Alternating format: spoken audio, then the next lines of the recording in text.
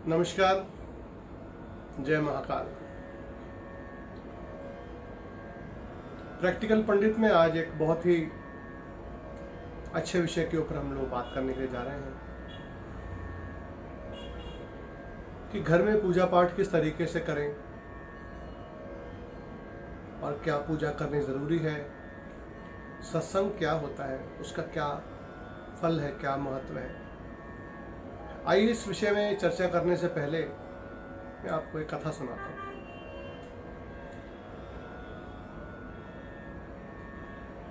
एक समय की बात है कि विश्वामित्र जी और वशिष्ठ जी के बीच वाद विवाद इतना बढ़ गया कि ब्रह्म ऋषि वशिष्ठ जी ने महर्षि विश्वामित्र जी को ये कहा कि हे विश्वामित्र, मेरी बात मान लो, सत्संग जो है वो श्रेष्ठ है। लेकिन विश्वामित्र जी, आप जानते ही हैं, बड़े क्रोधी स्वभाव के थे और उनको अपने तप पर बहुत घमंड था। तो विश्वामित्र जी कहते हैं, नहीं, सत्संग श्रेष्ठ नहीं, उत्तम नहीं, सबसे उत्तम जो इस संसार में है वो तप है, जप है। ये वाद विवाद दोनों के बीच इतना बढ़ गया कि दोनों इस बात का फैसला करने के लिए ब्रह्मा जी के पास पहुंच गए। अब ब्रह्मा जी के पास पहुंचे तो ब्रह्मा जी ने ये कहा कि मैं आपके इस विषय का फैसला नहीं कर सकता, क्योंकि मैं सृष्टि की रचना में व्यस्त हूं। मेरा काम सृष्टि की रचना करना है। आप ऐसा करो, भगवान शंकर के पास जाओ, वो जरूर तुम्हें समाधान दे देंगे। अब दोनों भगवान शंकर के पास पहुंचे तो भगवान शंकर ने कहा, हे महामुनियों, मैं सृष्टि के संहार में व्यस्त हूं। मुझे संहार करता कहा जाता है, मैं उस कार्य में व्यस्त हूं। आप ऐसा करो, भगवान विष्णु के पास जाओ, वो आपकी इस समस्या का समाधान कर देंगे। वो भगवान विष्णु के पास जाते हैं। भगवान विष्णु भी वही बात कहते हैं कि जिस तरीके से ब्रह्मा जी सृजन करता है, भगवान शंकर संहार करता है, मैं पालन करता हूँ। मैं सृष्टि के पालन में व्यस्त हूँ। आप ऐसा करो, इस समाधान के लिए शेषनाग जी के पास चले जाओ। वो शेषनाग जी के पास जाते हैं, जाकर उनको प्रणाम करते हैं और जैसे ही अपनी समस्या कि हे शेषनाग जी, आप ये बताएं कि जब तप बड़ा है या सत्संग बड़ा है। तो शेषनाग जी कहते हैं, ये तो बहुत छोटी सी बात है, मैं अभी आपको स्पष्ट कर देता हूं। इस विषय के लिए आपको कहीं और भटकने की जरूरत ही नहीं थी। आप व्यर्थ ही ब्रह्मा विष्णु जी महेश जी के पास गए। आप मेरे पास आ जाते सीधा, मैं आपकी शंका का समाधान बहुत पहले कर देता। आप ऐसा करो, हे विश्वामित्र जी, आप ऐसा करो कि आप इस पृथ्वी को जो मैंने अपने फन पे उठा रखी है, कुछ क्षण के लिए संभाल लो, मैं आपको इसका जवाब दे देता हूं। अब जैसे ही शेषनाग के फन से पृथ्वी विश्वामित्र की ओर चलती है, विश्वामित्र जी पृथ्वी को संभाल नहीं पाते और धरती रसातल की तल जाने लग जाती है, नीचे की ओर धंसने लगती है। पृथ्वी को रोकने के लिए विश्वामित्र जी ये वचन उच्चारते हैं कि मैं अपने जीवन का आधा जब तक प्रदान करता हूं, हे पृथ्वी रुक जा। लेकिन पृथ्वी नहीं रुकती और तेजी से रसातल की ओर जाने लगती है। तब विश्वामित्र जी कहते हैं, मैं अपना आधा बचा हुआ जब तब भी अर्पण करता हूं, हे पृथ्वी रुक जा। लेकिन वो पूर्ण जब तक भी अर्पित करने के बाद, अर्पण करने के बाद धरती माता नहीं रुकती, वो रसातल की ओर और तेजी से जाने लगती हैं। वो वशिष्ठ जी की तरफ देखते हैं। वशिष्ठ जी अपने हाथ में जरा सा जल लेते हैं और कहते हैं कि मैं आधी घड़ी का सत्संग तुझे अर्पित करता हूं, हे पृथ्वी, हे धरती माता, रुक जाओ। विश्वास कीजिए, मात्र आधी घड़ी के सत्संग से ही वो धरती रसातल में जाने से रुक जाती है और अपनी जगह स्थिर हो जाती है। तब विश्वामित्र जी कहते हैं, देखिए धरती तो रुक गई, अब आप हमारे सवाल का जवाब दें। तो शेषनाग जी कहते हैं, प्रभु आप तो महाज्ञानी हो, आपके सवाल का जवाब मिल गया है। आप तो महाज्ञानी हो, आपको आपके सवाल का जवाब तो मिल ही गया है। आपने पूरे जीवन का जब तक अर्पण कर दिया, लेकिन मात्र आधे क्षण का, आधी घड़ी का सत्संग अर्पित करने पर धरती माता जो रसातल में धंसने जा रही थी वो रुक गई। दोनों प्रणाम करते हैं और दोनों महर्षि वहां से चले जाते हैं। कहने का मतलब ये कि एक घड़ी आधी घड़ी, एक घड़ी आधी घड़ी, आधी में पुनः आध, तुलसी संगत साधु की कटे कोटि अपराध।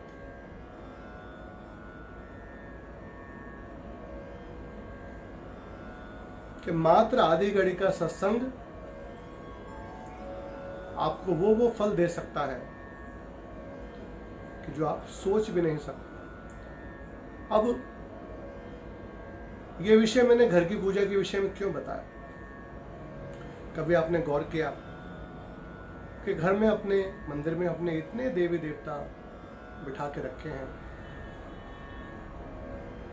दिन में 24 घंटे होते हैं। इन 24 घंटे में 8 से लेके 8:30 9 घंटे हम सोने में और बाकी अपने दिनचर्या में हम लोग व्यस्त कर देते हैं, जो कि बहुत ज़रूरी कर्म है। सुबह उठ के नहाना धोना भी होता है, सब कर्म कर रहे होते हैं। अब 9 घंटे तो ये निकल गए, बाकी बचे 15 घंटे। क्या उन बचे हुए 15 घंटों में से आपने भगवान के लिए सच्चे मन से कभी 15 सेकंड भी दिए रोज? जवाब अपने आप से पूछिएगा। आपको आपकी हर परेशानी का जवाब आज यहीं मिल जाएगा। कहने का मतलब ये, ठाकुर जी को हमने बैठा तो लिया, लेकिन ठाकुर जी को गर्मी में गर्मी के कपड़े, सर्दी में सर्दी के कपड़े,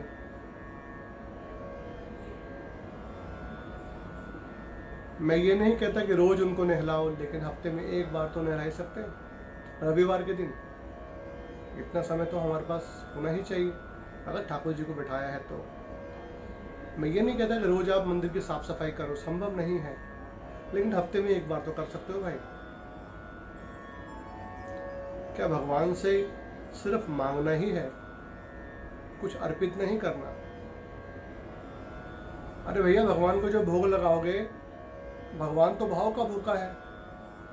अपनी मर्जी का लेके आते हो, आज ये खाने का मन कर रहा है, चलो भाई भगवान को ये भोग लगा देते हैं। कभी भगवान की मर्जी का लाए हो? और अगर भगवान की मर्जी का लाओगे भी, वो भी आपको ही खाना है, भोग लगाकर। ईश्वर तो केवल आपसे आपका भाव ग्रहण करने के लिए बैठा है। ईश्वर ने हमको सब कुछ दिया है, उसकी कृपा से घर, गाड़ी, मकान, जो भी सुख साधन है वो सब ईश्वर के ही तो दिए हुए हैं। हम हमेशा शिकायत ही करते हैं ईश्वर से कि हमारे पास ये नहीं है। कभी शुक्रिया अदा करा है उसका कि प्रभु बेशक तूने हमें किराए के मकान में ही रखा है, रखा तो है, लोग सड़कों पे पड़े। हमारी समस्या सबसे बड़ी ये है कि हम हमेशा ऊपर की तरफ देखते हैं, नीचे नहीं देखते। हम मारुति में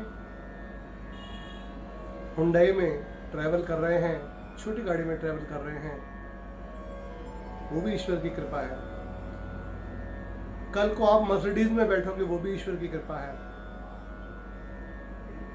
लेकिन उस मारुति में, उस हुंडई में बैठने के बाद, छोटी गाड़ी में बैठने के बाद, कम से कम उस तरफ तो देखो कि लोग अपने 2-2, 3-3 बच्चों को एक बाइक पे कैसे लेके जाते हैं।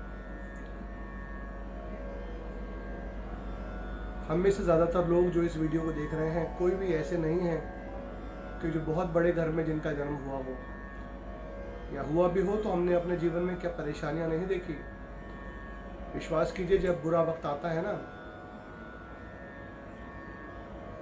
तो अपने पराये सब आंखें फेर लेते हैं। केवल एक ईश्वर ही होता है जो हमेशा हर हाल में ये कहता है, तू चिंता मत कर, अभी मैं बैठा हूं। तू चिंता मत कर, अभी मैं बैठा हूं। वो सुख में भी साथ है, वो दुख में भी साथ है।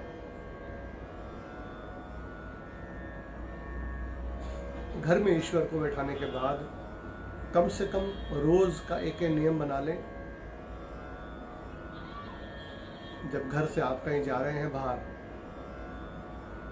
तो बोल के जाएं ईश्वर को, हे प्रभु मैं जा रहा हूं, आप भी मेरे साथ चलो।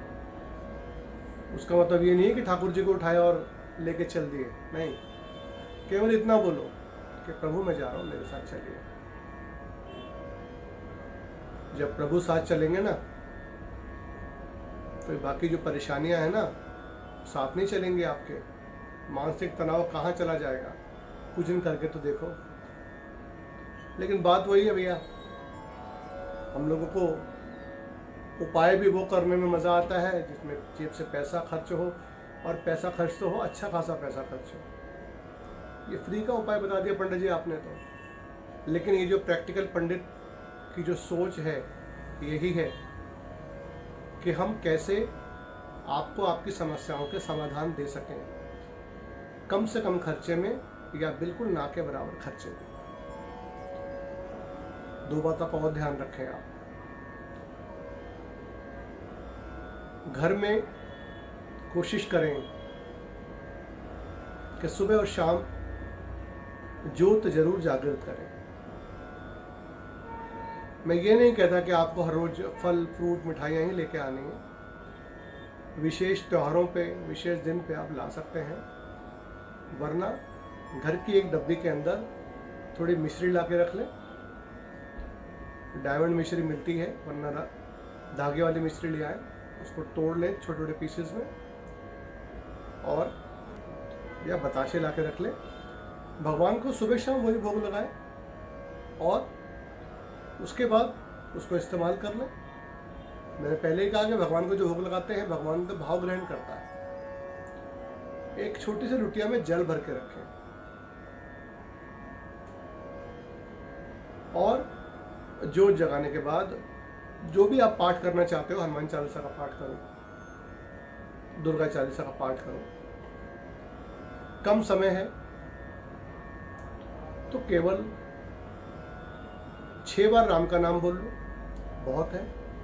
6 बार राम का नाम बोलने में, ज्योत जगाने में आपके कुल 5 मिनट लगते हैं, और हनुमान चालीसा भी मात्र 5 मिनट में हो जाती है। भैया 24 घंटे में से 9 घंटे सोने को दे सकते हो, भगवान से सब कुछ मांग सकते हो, तो 5 मिनट नहीं आपके पास ईश्वर के लिए सुबह शाम निकालो, और फिर चमत्कार देखो। कि जगह जगह भटकना, ये लोगों की बातों में आना, सब बंद हो जाएगा। और शाम के वक्त अपना मोबाइल फ़ोन, जिस भी काम से आप आते हो, घर से आते हो, ऑफिस से आते हो, शाम के वक्त मात्र 5 मिनट के लिए, 2 मिनट के लिए, 1 मिनट के लिए अपना मोबाइल फ़ोन एक साइड रखो, और भगवान के सामने आसन लगा के बैठ जाओ। नहीं बैठ सकते नीचे, एक छोटा सा स्टूल रख लो, बैठ जाओ, जो चलाओ, पर आंखें बंद करके मन ही मन या बोलकर ओम का जाप करो 1 मिनट के लिए, या ओम नमः शिवाय का जाप करो 1 मिनट के लिए। 5 मिनट तक कर सको तो बहुत अच्छा है। और करने के बाद बंद आंखों से ही ईश्वर से बात करो, प्रभु से बात करो, अपना सुख दुख उनके साथ शेयर करो, उनको बताओ कि प्रभु ये समस्या है। जब सब कुछ ही ईश्वर का दिया हुआ है, जब सब कुछ